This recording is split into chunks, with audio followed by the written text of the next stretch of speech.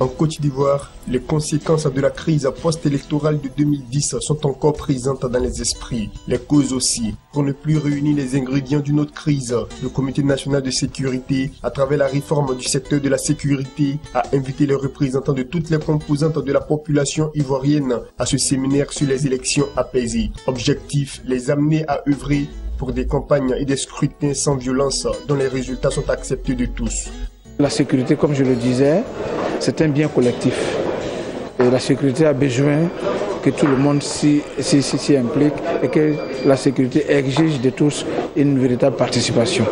Donc, j'estime que si nous continuons à sensibiliser tous les acteurs, nous pensons que nous avons beaucoup de raisons de croire qu'en Côte d'Ivoire, nous aurons des élections apaisées. Ça, c'est un fait inédit que tout ce monde-là puisse se mettre à table pour échanger sur un projet commun au-delà de l'échéance électorale. Donc, c'est déjà quelque chose de bienvenu pour nous à encourager. Et puis, tous ceux qui sont ici aujourd'hui sont des têtes de réseau qui vont aller dire à leurs adhérents, à leurs ouailles, etc. Voilà, il y a une réforme de la sécurité qui est en marche et qui peut nous arranger tous. Je dirais aux Ivoiriens de faire attention, à avoir l'esprit alerte en décortiquant les discours des uns et des autres, ne pas suivre les différents candidats sur la base d'un aspect de leur identité, mais plutôt regarder le programme politique des candidats et que c'est cela qui doit mobiliser et faire son vote, exprimer son suffrage à travers le programme politique des candidats. Donc, le plus important n'est pas nos différences, n'est pas de se demander d'où nous venons, tout un chacun, mais le plus important, c'est le projet commun que nous voudrons bâtir pour une Côte d'Ivoire prospère. Les autorités administratives, politiques, religieuses, coutumières, la société civile, les journalistes, les communautés étrangères vivant en Côte d'Ivoire, les institutions internationales et les forces républicaines de Côte d'Ivoire ont ensemble salué cette initiative préventive, une démarche jugée indispensable pour des scrutins apaisés.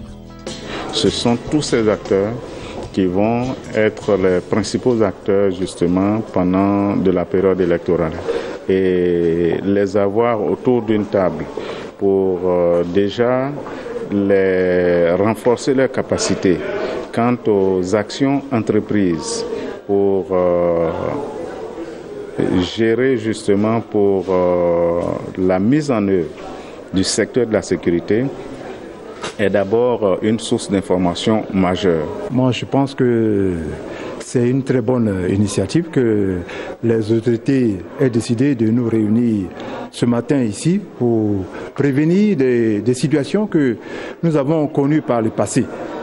Donc, concernant la réforme de la sécurité, nous, les chefs coutumiers, on nous a fait appel et nous avons aussi notre partition à jouer. Voilà pourquoi nous sommes là ce matin, pour qu'ensemble, tous les acteurs de la réconciliation puissent se retrouver pour éviter la situation que nous avons connue par le passé. En Afrique, et tous les candidats vont à la recherche des voix parce qu'ils appartiennent à une telle ethnie, ils appartiennent à une telle région et ils font appel à ceux qui leur sont proches, mais pas également avec des projets qui également vont à l'intérêt de la nation. Le conseil que moi je peux prodiguer à nos populations, c'est de rester dans leurs limites.